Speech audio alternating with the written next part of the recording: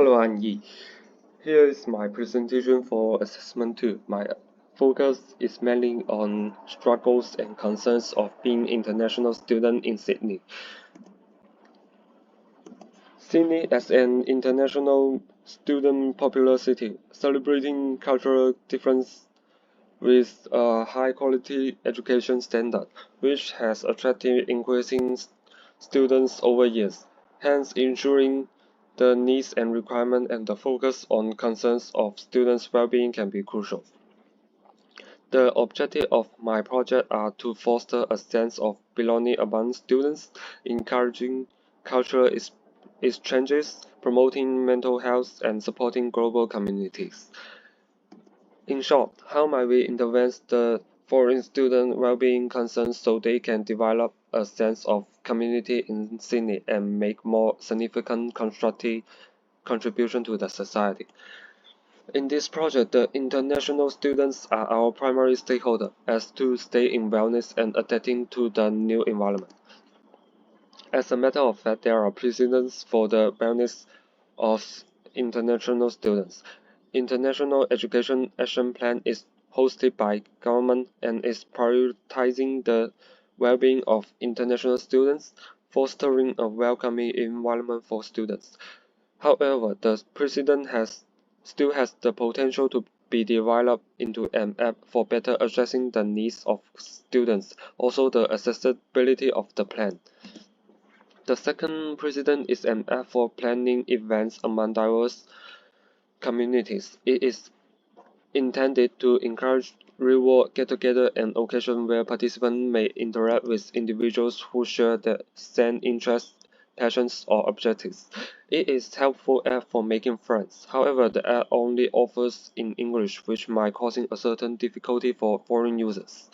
The third precedent is an insurance that covers mental health issues. It is great that it covers a lot of services, but students need to apply for it before applying for student visa, which they will have to ask intermediaries to do it, and it is costing extra money for the students. So there's a potential improvement in accessibility towards international students in this precedent. And based on these precedents, to meet the objective of the project, design interventions are needed. In order to further develop insights, I had run serious experiments for better understanding of the behavior of individuals among international students. The first experiment is to ask if students are willing to go to the concerts of their favorite artists. Music can be an acceptable entrance for embracing different cultures. 2 out of 3 of my interviewees are positive in the events like concerts and music festivals.